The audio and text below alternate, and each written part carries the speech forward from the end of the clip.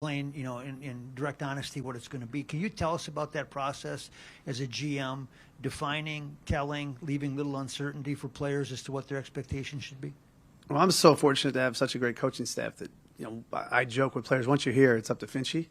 But we want to always be very transparent about what we expect, and we want to be on the same page. So I think, like any walk of industry, people want honesty, and we try to be honest and direct with what will get you on the court, what we need from you in particular. And again, Finchy's as good as anyone in the league doing that. Did you learn much from the Olympics with all your players playing? It was really cool to watch. It was really fun to be a fan. I was actually lucky enough to go to the final game. It was, no offense, Rudy, it was fun to be an American and root for the U.S. team. I thought it was an awesome Olympics. It was great to see all these guys get additional experience, additional pressure packs experience. So I thought it was, again, not just our gym, but the guys weren't in our gym. We knew they were getting better and playing meaningful basketball. Tim.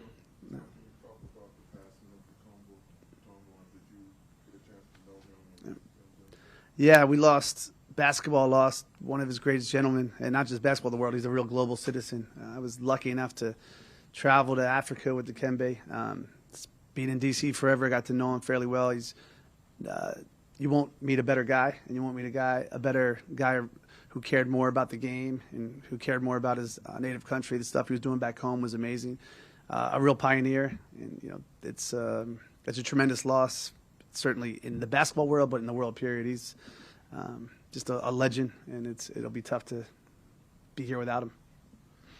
Tim, you at the end of last season, the final 20 games, you got to look at Anthony in a different role. Karl was injured. Reflecting on kind of taking the summer, what happened in the playoffs, but how do you think about that stretch of time and kind of those last 20 games, what you saw from Anthony and maybe the group as a whole? Well, we continue to challenge Anthony because we think he'd be one of the best players ever, and that we don't say that lightly. And with that expectation comes tremendous responsibility. So I thought not just the last 20 games, but he's grown tremendously as a leader. He's starting to find his voice where he's more comfortable calling guys out in a very positive manner. He's one of the more positive, great players I've been around. So, again, there's no skipping steps. We're asking him to do something that's really, really, really hard. Very few guys in the NBA have ever done it, but we think he's capable. And that stretch, you saw his ability to wear different hats. And it's not just on the offensive end. I think when Anthony's locked in defensively, there's no better on-ball defender in the NBA. And we're just unbelievably encouraged by his continued development and really proud of him. As of right now, you have two guys on your roster that have player options for next season, Naz and Rudy.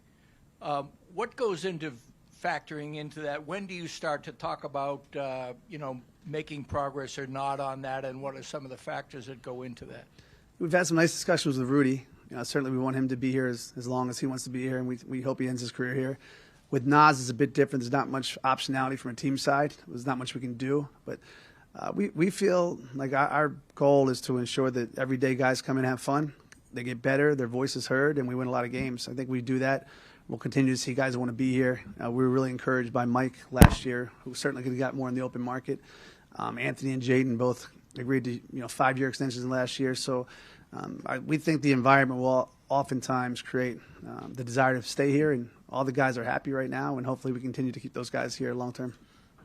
Tim, in the NFL, we see back here in the NFL, we see teams paying the quarterback and then building flexibilities and add pieces around him. Will we see more of that in the NBA going forward, and how will that affect the league? Yeah, I think it's a great question. I think we're still learning. I mean, the new rules are some of the consequences I think unintended. Quite frankly, I don't know of anyone intended to make it this challenging to make moves, make trades when you're above certain aprons.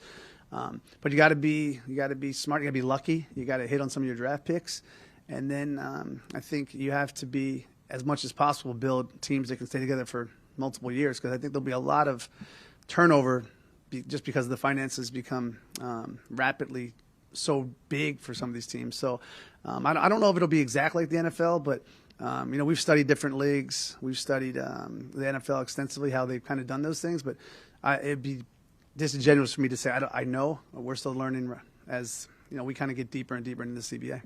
And then we saw Steph, LeBron, KD kind of take Ant under their wings in the Olympic experience. How do you think that helped him and affected him?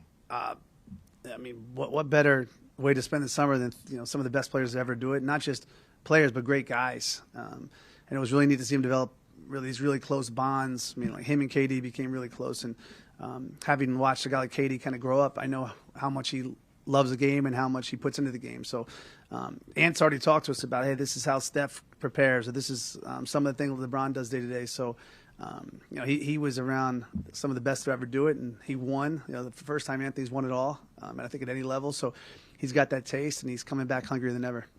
What are the advantages of running it back with the same personnel versus bringing in a couple of fresh new people to add new energy to the roster?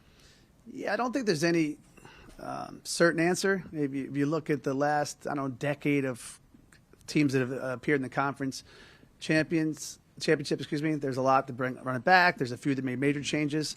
There's a lot that returned without making changes. So I don't know if there's anything that's really linear that connects if you want to bring it all back or you want to make major changes. But I think anytime you bring fresh energy, it can be beneficial.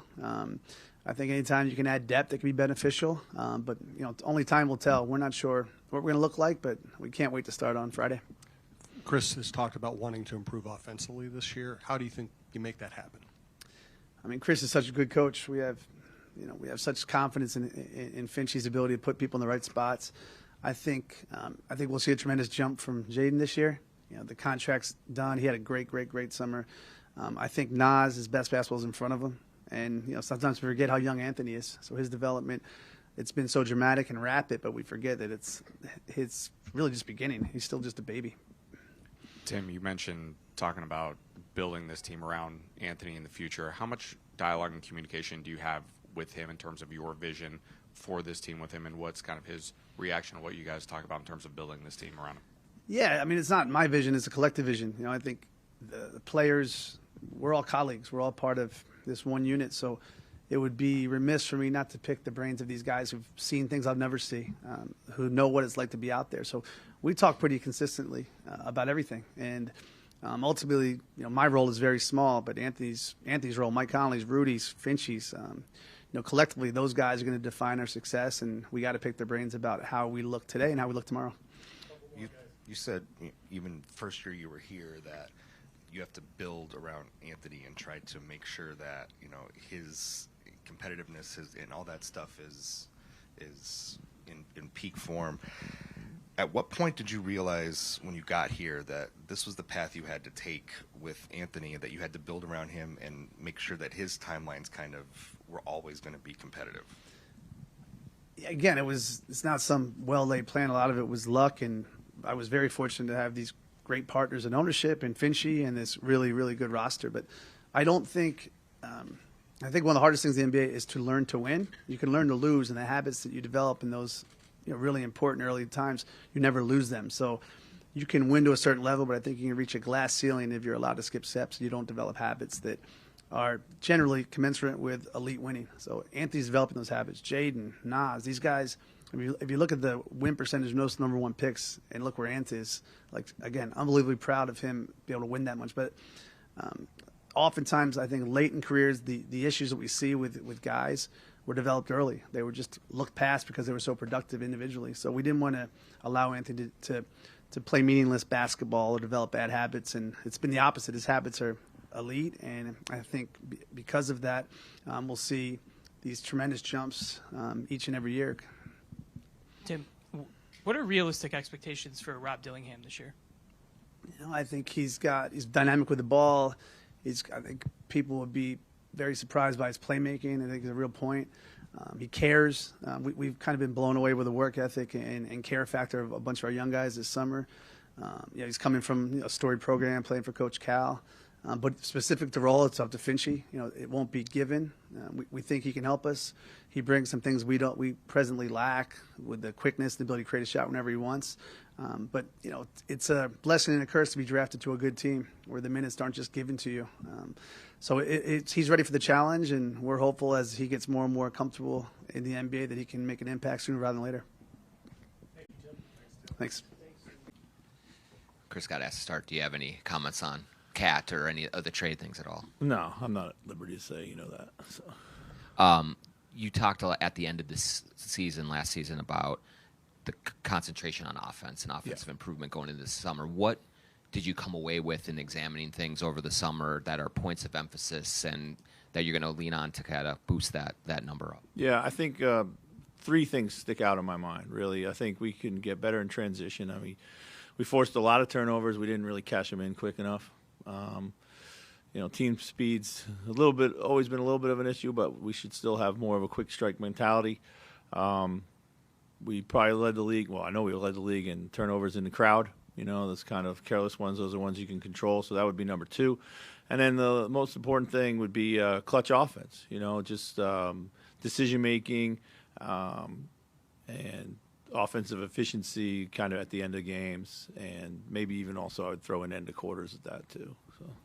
Did you convey a lot of that to guys in conversations over the summer? Like, how does that start to sink in so that maybe when camp starts, it's not all new to them? Yeah, we have these conversations throughout the summer for sure, individually and collectively with what we're trying to accomplish. But they are major kind of talking points as we start camp. We'll review them.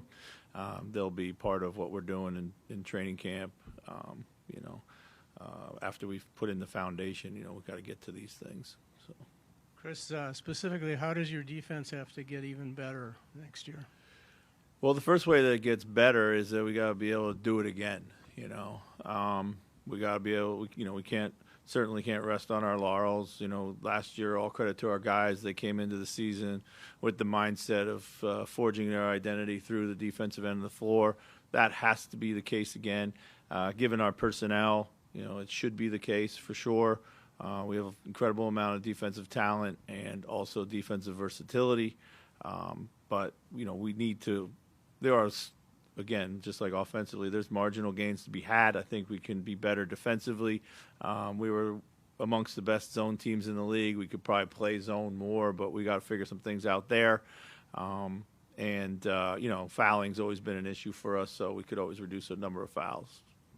Clutch offense has kind of been maybe the one negative thread in the last few years that's come with a lot of success. Do you just view that as like younger guys needing to continue to evolve? Like, is there a difference in tactics? Like, how do you approach that problem that's kind of been there for a while? Good question. I mean, certainly there's several ways to approach it. First and foremost, a lot of it has to do with Anthony's growth and continued development there. It's been a big point of emphasis for him. It will be. Putting him in those situations, maybe finding some better packages, on the coach's side, some better packages for us to close games with, some better or different combinations of guys than we have in the past, and then finally, I think sometimes we might go away from what we know is really, really good, and that's Mike Conley. I think Mike Conley certainly is, when you look at the numbers, one of the best. One of the best with the ball in his hand late in the game, making the right play, and particularly when he's in combination with Rudy and with Ant.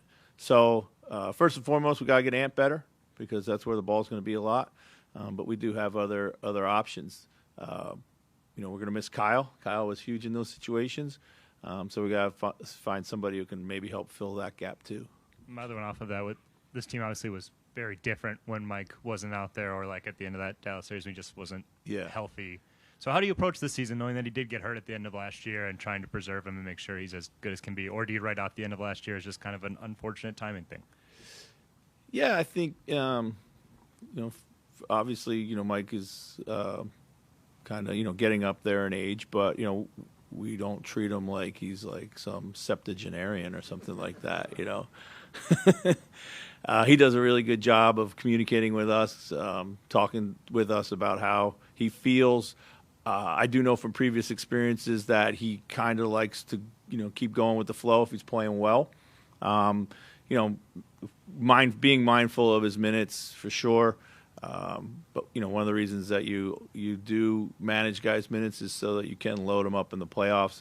The injury in the playoffs was a freak thing. I think at the end of the one game, he kind of tweaked his ankle. But we need, we still need, somebody to kind of emerge there. We feel comfortable with the options that we do have, whether it be Nikhil. Anthony can obviously slide over, play more of a lead guard role. Joe Ingles is an outstanding decision maker, playmaker, pick and roll player in particular. And of course there's Rob, and we know that we're going to rely and have to rely on our young players and bringing them along, throughout the course of the season so that they, can help us in meaningful games towards the end. Hopefully, that's the plan. With Ant's growth, back here. Okay. Chris, back Yeah, here. sorry. With Ant's growth, how important is it to surround him with pieces that open up the floor for him and allow him to operate with the ball in his hand? I mean, of course, it's always important to have as much shooting on the floor as you possibly can get. That's kind of the cheat code for the modern NBA, right? I mean, hey, let's put out as many shooters around our number one guy if we can. But, there are other ways to play the game. There's other things that we have to be willing to do if we're not able to, just put 4 40% three-point shooters out there. We're still a team based on movement and cutting, fluidity. We need to reestablish that. Some of that has to, some of that burden also falls on Anthony to move and accommodate his teammates out there too. So, we also saw last year in the playoffs that, teams are committed to giving 2 defenders for sure, and oftentimes 3. And we had wide open shots, and those shots didn't go in by really, really good shooters. So there has to be a plan B. You can't can't always be just shooting. So and a follow up to that, yeah. In that ambition, what's the value of having big shooters on a team like that when you have a guy like Anthony Edwards? A lot of shooters, big shooters, stretch fours, 5s who can hit 3s. Yeah, I mean, the shooting's great. Doesn't matter where it comes from, So, what I really love is versatility. I think it's better to have versatility than just one-dimensional shooting. Chris, when you watched the playoffs last year, and sometimes you got to watch a guy in a series, you know it better than we do. Luka Doncic was unbelievable with his patience and his almost understanding. Just about time you think he's going to go to the basket, no, he's not, but he's going to come back to him. All those things. Can you teach that? Can they gain that from the playoffs? Watching a superstar like that, where it's just like it's 1 second beyond what you think he might, and all of a sudden he's got an open look that you can't explain. I'm there's surely stuff to be gained by watching other great players play, but all these guys are unique in their own right. If you've watched Luka play, he's been doing that since he's been 14. He has an incredible feel for the game. Everybody's a little bit different. Our star players can do things that he can't do. And our system is a little bit different than that. Based on what our star players can do. So. But for sure, he had an incredible series against us and had a great season overall. And they built a very, very complimentary team around him, which accentuates all those great skills he has. So. Chris, in regard to Naz, right here, Chris. Yeah. In regard to Naz, career high in minutes last year, obviously 6th man of the year. Yeah. But how close do you view him as a potential starter? Do you feel like he could be ready for a role if called upon in a starting role throughout an 82-game season? And we're lucky. We feel we have 7 or 8 starters. That's a great thing. Incredible depth, starter level talent. Obviously can only start 5 of them. We have. We've talked about looking at lineups where we get him on the floor more, maybe at the small forward position. That most likely isn't as a starter. Just finding ways to continue to grow his role. But his importance to us is incredible. His ability to kind of impact, our team off the bench with incredible energy and offensive shot making. Every year he just seemingly figures out a way to cement his role in a way we didn't necessarily kind of see coming. We know it's there, but it's always been a little fluid, and he's found a way to kind of maximize those moments and those opportunities and just kind of make it part of what he does every day. Chris, it seems in the NBA these days that teams are kind of built to win now, or they're built to win sort of later down the line. You seem to be in a situation, and have been in your career a couple times, maybe in Houston with James and New Orleans with AD, of kind of playing both of those timelines. Did you take anything from those experiences that you find applying, to today with Anthony? Yeah, I mean, listen, I think it's a journey, Certainly, we're not going to take anyone by surprise this season, like maybe we did last year a little bit. So it's, I don't look at it as like us on two timelines. I look at it as like us on one timeline. There's the only really, I think when I look at the modern playoff landscape, the only thing, and how it pertains to like getting, winning a championship, the only thing that really matters to me or seemingly matters to me is making it there every year. Like, you have to be consistently there. Like, of course, if you look at Boston, they're clearly an entrenched Eastern Conference Finals team. King of the hill over there on the East and the West. It's not so much. It's like it feels like it's just wide open every year.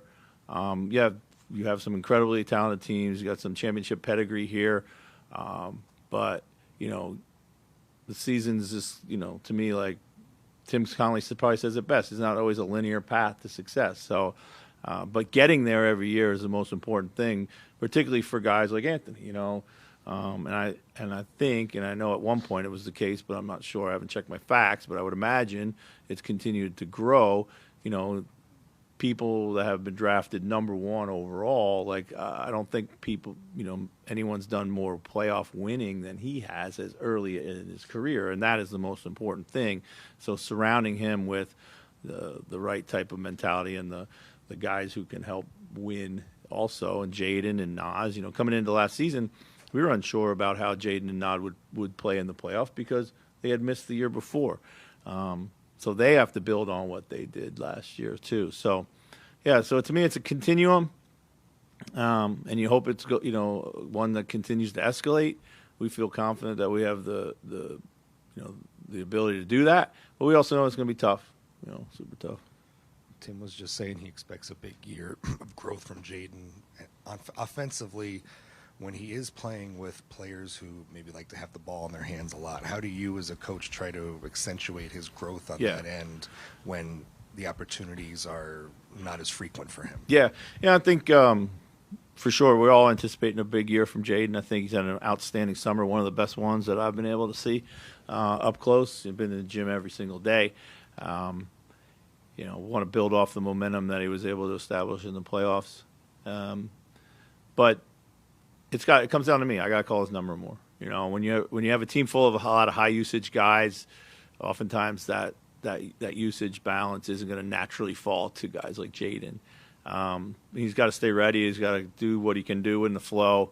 I think there's a little bit more that can be done there. He can help us in transition. He can help us on the glass. He's a really good cutter and mover off the ball. I think he can get back to a little bit more of that. But it comes down to me. I got to call his number. I got to put the ball in his hands. I do think there's some situations where I could see him as a playmaker for us now. And some of the assistants have been hitting me all summer that he's ready for that. And I think he's always been ready for it. It's just, it's just only so much usage to go around, so. How much are you going to want to see ball movement? How much are you going to want to see people playing off Anthony with the ball in his hands? Yeah, I think for us, ball movement's the king. Whether it's early ball movement for the sake of it, or ball movement away from a crowd, something we got to get a little bit better at, or just making that unselfish next play for the wide open teammate, like something that we really preach and we value. Making the right play is a mantra for us. And then everyone has to learn how to play off of each other. And learning to play off of Ant is I think guys have a pretty good comfort level with that right now. But again, he's got to also mix in. I think there's some ways he can add to his game with some easy buckets. Get some easy buckets for himself, whether that be in transition, where he's super dynamic. I think you can get back to a little bit more of that. And I also believe just kind of being a little bit more, fluid and moving a little bit more off the ball from time to time, just to kind of keep the defense honest. So. Coach, what's the expectations for bringing Rob in, lineup-wise, and then also what have you seen from him so far this offseason that's really impressed you? Yeah, I've seen early growth. That's what you really like. I think he, admittedly, I think he struggled a little bit in the summer league, and that's not unusual. It's adjusted to the size, it's the physicality, the speed. He's seemingly made that adjustment here, watching him play in the gym. Looks like he's got figuring out how to get to his spots and what to do there. Good. I think I can expect him to have a pretty good chemistry with Rudy. He can get to the paint and throw a lot of touch passes. That would be nice to have another lob thrower. What we need from him is to be himself. Like, all these guys are great players. We tell them all, you got here by being really good at something. Go do that. That's why we picked you. And then, play to your strengths, play away from your weaknesses. We'll try to help you get better wherever we can and put you on the floor with lineups that can help protect you, where you're weak and accentuate where you're strong. So, he's just, it's going to be ups and downs. That's what it's like with young players. We're excited about him. We're excited about TJ. Josh Minot's had an incredible summer. He's probably been one of our best players in the last 6 weeks here in the gym watching us play. So I'm excited. So we're going to need some help from somebody, and we got a bunch of guys I think are ready. Thank you, Coach. Okay, thanks, guys.